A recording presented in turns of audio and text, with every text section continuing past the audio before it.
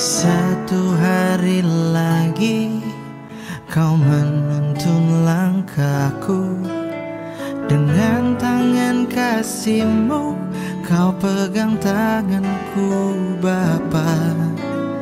Satu hari lagi kau buktikan kasih-Mu, berkat-Mu yang melimpah membuatku terpesona. Hanya satu yang ku minta, ajarku mengasihi-Mu dengan segenap hatiku seumur hidupku. Hanya satu yang ku minta, ajarku mencintai-Mu dengan segenap hatiku seumur hidupku, Yesus.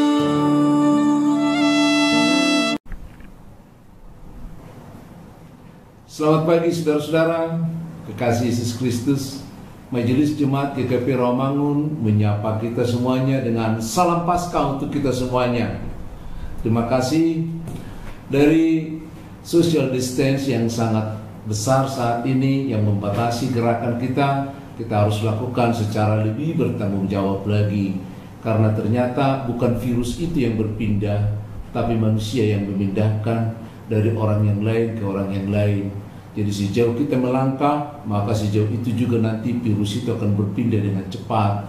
Virus itu sendiri nggak bisa menjangkau jarak yang demikian jauh, tapi pergerakan kita ternyata telah membawa mereka lebih dinamis dari apa yang kita telah duga. Saudara-saudara, sapaan rohani kita pada pagi hari ini adalah dengan tema dengan kebangkitan Kristus, nubuat Alkitab terbukti. Ya, kami ulang sekali lagi, dengan kebangkitan Kristus maka nubuat Alkitab ternyata terbukti.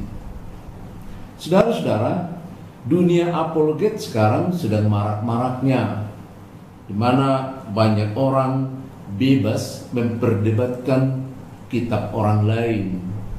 Apalagi dengan teknologi yang ada sekarang, dengan YouTube, dengan WA, dengan Facebook, maka semua menjalar kemana-mana dan berita itu sampai di mana-mana. Oleh karena itu, nampaknya Alkitab juga sekarang sedang juga mengalami tantangan tentang apologetika itu. Banyak orang yang meragukan keadaan Alkitab secara terbuka. Mereka mengatakan Alkitab sudah dipalsukan atau setidak-tidaknya ada yang dipalsukan.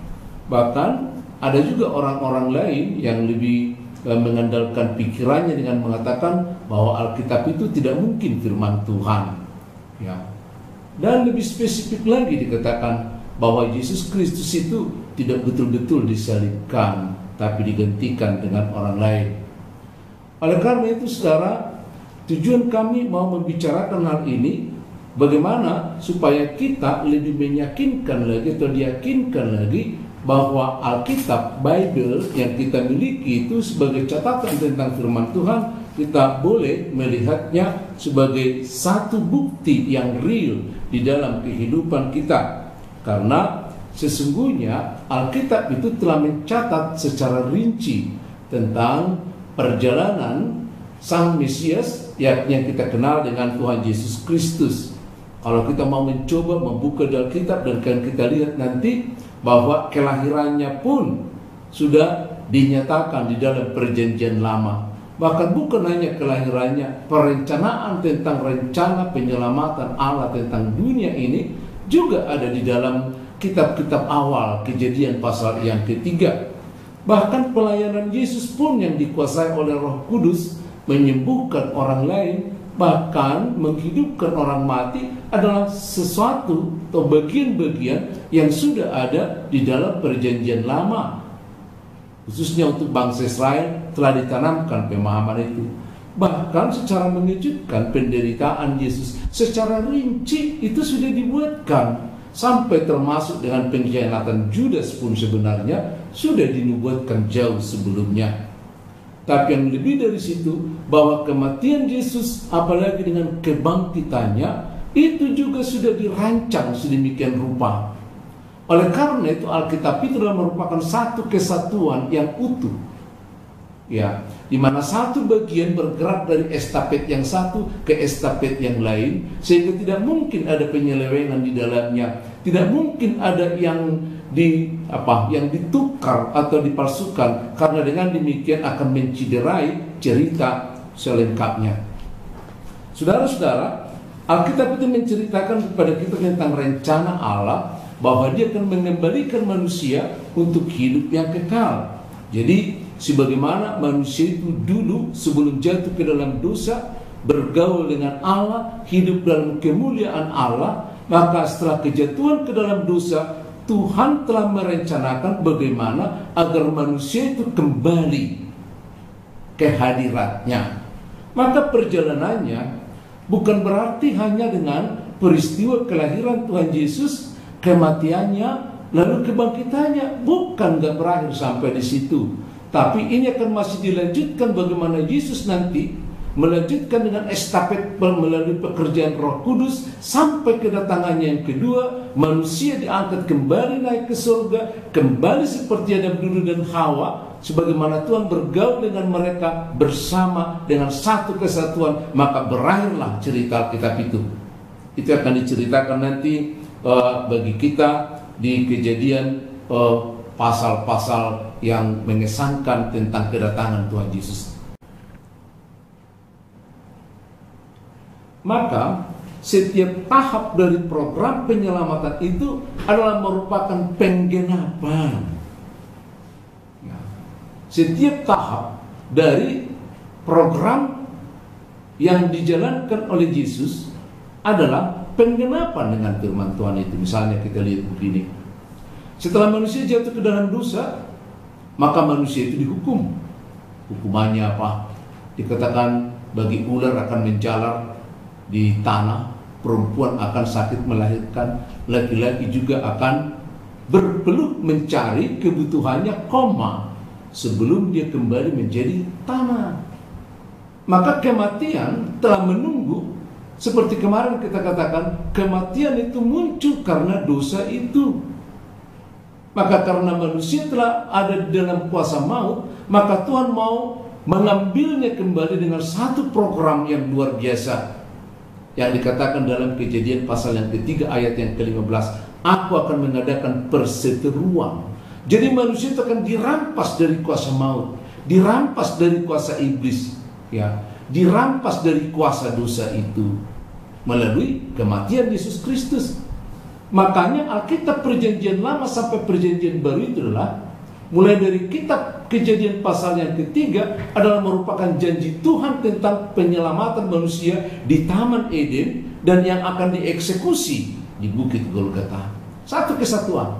Jadi tidak satu pun yang bisa dipotong di sana, dan tidak satu pun yang boleh dimasukkan dengan oknum orang lain, seperti yang banyak kita dengar dari agama lain bahwa itu nubuat tentang Nabi X dan lain sebagainya. Tidak mungkin, karena itu merupakan satu perjalanan yang sudah diatur secara estafet. Oleh karena itu penyaliban Kristus juga sudah dinyatakan di situ. Bagaimana iblis akan memagut tumitnya, disimbolkan, tetapi anak manusia itu akan menghancurkan kepala sang ular, sang iblis itu, yang dikatakan bangkit dari maut. Ya. Musa juga sebagai seorang nabi menubuatkan kelahiran sang Mesias ini. Dengan yakin sekali dia katakan di Ulangan pasal 18 ayat yang ke-18 bahwa seorang nabi seperti saya. Ini banyak loh dicuplik dari agama lain. Seorang nabi seperti saya dari kaumku, dari bangsa Israel. Oleh karena itu, seorang nabi yang akan datang yang menyelamatkan manusia itu adalah yang seperti Musa. Seperti apa? Seorang nabi yang banyak melakukan mujizat, yang melakukan penyelamatan, yang banyak dicela orang, tapi demi perjalanan rencana Tuhan dia tanggung semuanya. Maka nabi yang datang itu juga cirinya seperti Musa. Masih banyak sebenarnya ciri-ciri yang lain yang harus kita pelajari, hanya karena waktu kita sangat terbatas saya tidak mau membawakannya lebih dalam lagi. Lalu dikatakan dari antara saudara-saudara mereka, yakni bangsa Israel. Maka Nabi yang akan datang itu, yang dijanjikan di Kejadian 3 ayat yang ke-15, yang kembali digetarkan oleh Musa di zamannya, adalah seorang yang datang dari bangsa Israel.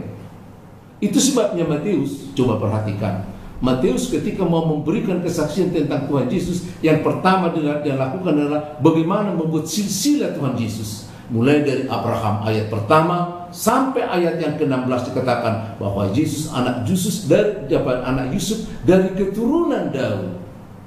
Silsilah Israel itu dari Abraham sampai ke Tuhan Yesus adalah menjamin keutuhan dari nubuatan itu, menandakan bahwa nubuatan itu tidak bisa dipertukarkan dengan orang lain. Alkitab itu sungguh teliti sebenarnya. Kenapa sungguh teliti? Karena yang mengilhamkan itu adalah Allah yang maha kuasa, yang punya program dan yang harus terlaksana dengan sempurna.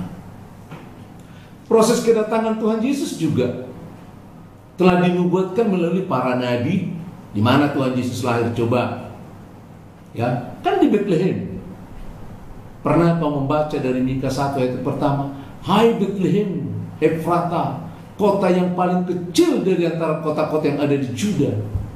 Bayangkan Mika ratusan tahun sebelumnya telah menubuatkan dengan lengkap bahwa kelahiran Yesus itu adalah di kota Bethlehem. Maka Nabi yang akan datang, juru selamat yang akan datang, tidak akan mungkin yang tidak lahir dari kota Bethlehem. Jadi kalau ada lahir dari kota lain, berarti bukan dia. Bahkan uniknya juga, sebagaimana kita tahu, setiap manusia pasti lahir dari rahim seorang ibu, seorang wanita. Tapi Nabi yang datang itu, juru selamat yang datang itu, dinubuatkan melalui Yesaya kepada kita. Di Yesaya 7 ayat yang ke-14 adalah seorang Nabi, seorang hamba Tuhan yang lahir dari seorang gadis. Coba deh, pernah tidak seorang gadis melahirkan di dunia ini? Hanya sekali.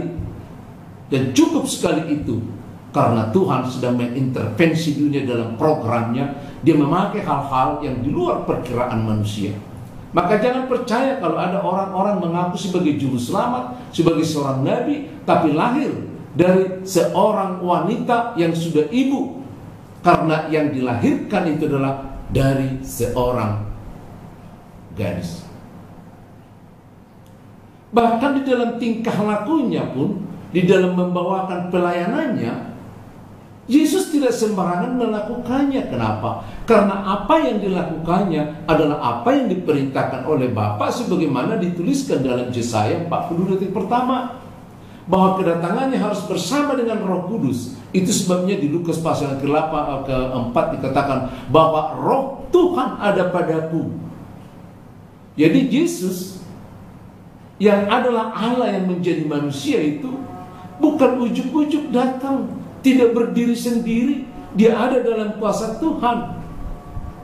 Dia menggenapi segala sesuatu yang telah dinubuatkan tentang dia. Karena dengan demikianlah keabsahan Alkitab itu rencana Tuhan juga, sehingga Tuhan akan kita lihat bukan seorang Allah yang bertindak gegabah, tapi dia bertindak dengan cermat, dengan sebuah perencanaan yang luar biasa.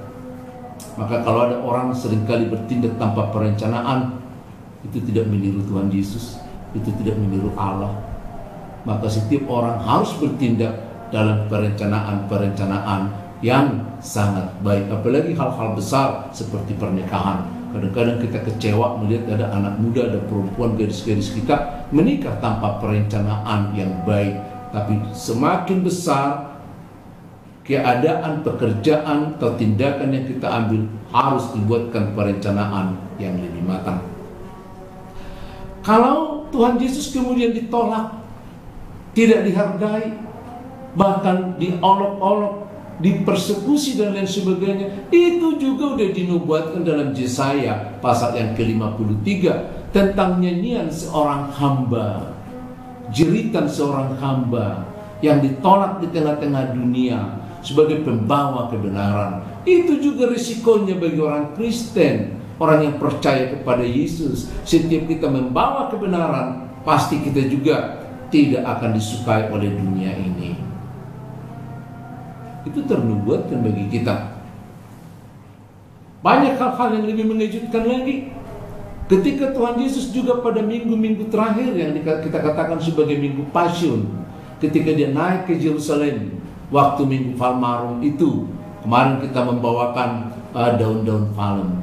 Tapi semuanya pun itu adalah sudah terencana. Ketika dia naik keledai betina yang belum pernah beranak, adalah juga sudah dinubuatkan Zakaria. Karena setiap orang akan berseru, yang melihat dia akan berseru menyatakan Hosanna sambil melambaikan daun palem, dan raja yang datang itu adalah raja damai. Simbolnya dia akan mengendarai seekor keledai betina. Saudara-saudara, kadang-kadang hal kecil juga seringkali kita tidak perhatikan telah dinubuatkan. Ternyata pengkhianatan Judas juga sudah dinubuatkan. Coba baca deh Mazmur 41 ayat yang ke-10. Itu sudah dinubuatkan bahwa seorang dari temannya, seorang dari muridnya akan menjualnya. Harganya pun ditentukan 30 keping perak. Luar biasa. Apakah kita masih meragukan firman Tuhan? Ada banyak hal yang terjadi di sekitar salib. Begitu banyak peristiwa yang terjadi di situ.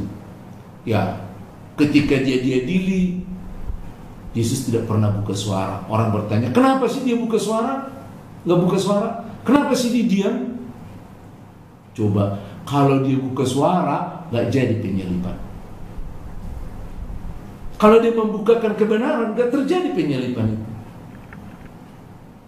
Karena dia merelakan diri untuk disalibkan.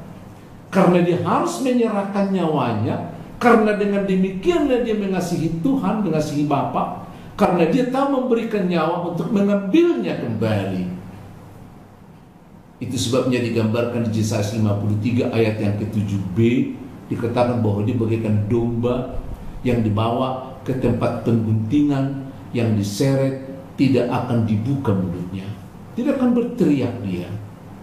Sebagaimana Yesus tidak pernah mengadu kesakitan, dia hanya berteriak karena pukulan-pukulan yang diterima itu, tapi tidak pernah menyesalinya.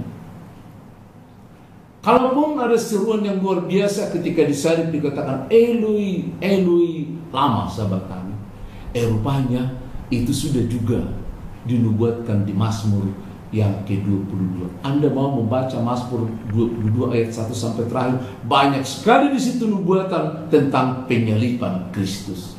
Bagaimana kakinya dipaku, bagaimana tangannya dipaku, bagaimana dia diperolok-olokkan, ayat yang ke-7 sampai ayat yang ke-9, bagaimana tangannya itu dipaku, ayat 1 sampai ayat yang ke-7, bagaimana bajunya diundi, itu ayat yang ke-29. Semua sudah diperlakukan, semua sudah dinubuatkan sedemikian rupa. Maka semakin kita dalami Alkitab itu, semakin kita baca, semakin kita mencintai bahwa kebenaran itu muncul satu persatu, muncul dia makin muncul. Tapi itu hanya boleh terjadi kalau kita yakin dan percaya kalau Yesus itu adalah Allah yang menjadi manusia yang sudah dinubuatkan. Bacalah dengan perspektif itu, maka Alkitab akan berbicara lain kepada kita. Kematiannya juga di kayu salib itu udah dinubuatkan.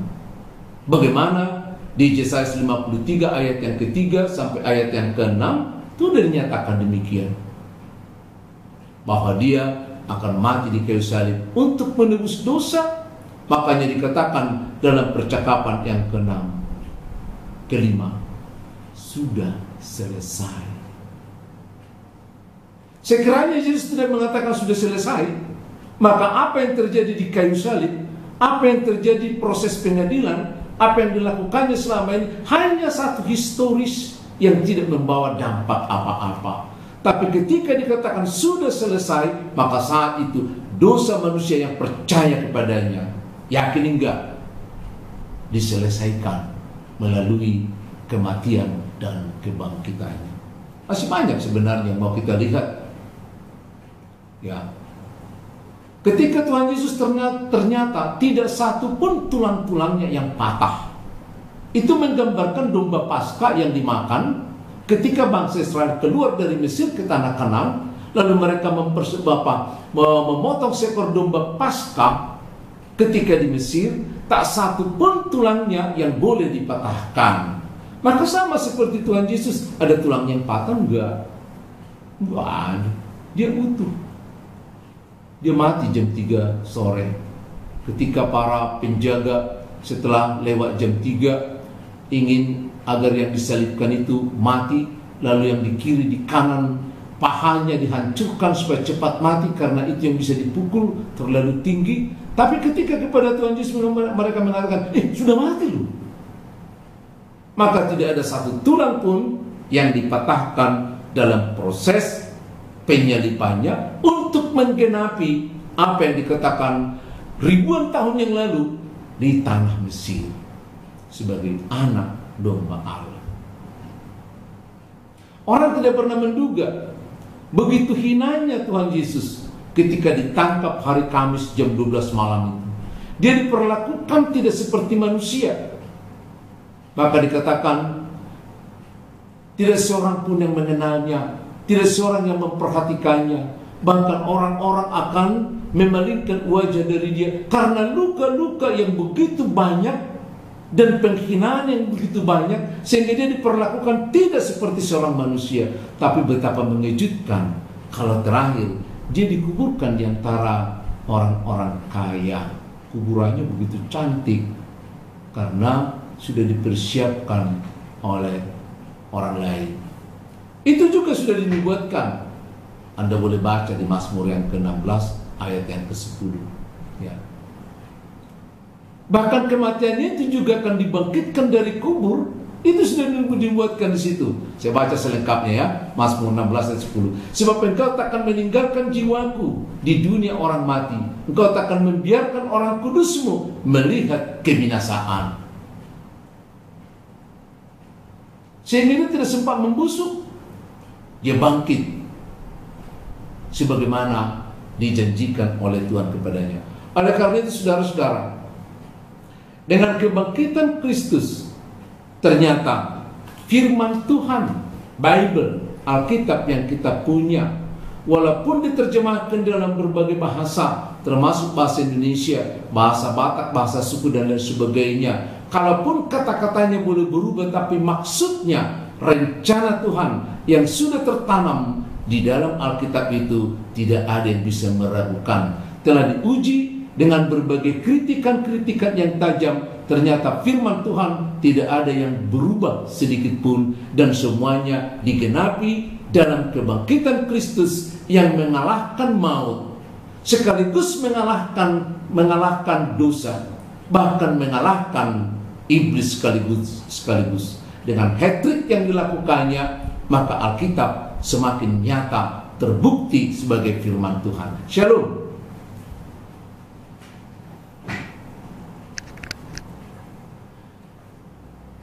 Panjang.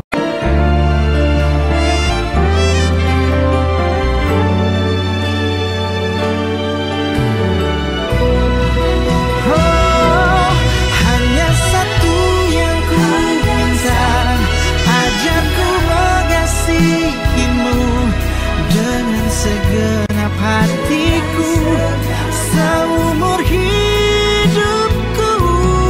Hanya satu yang ku minta, ajarku mencintaimu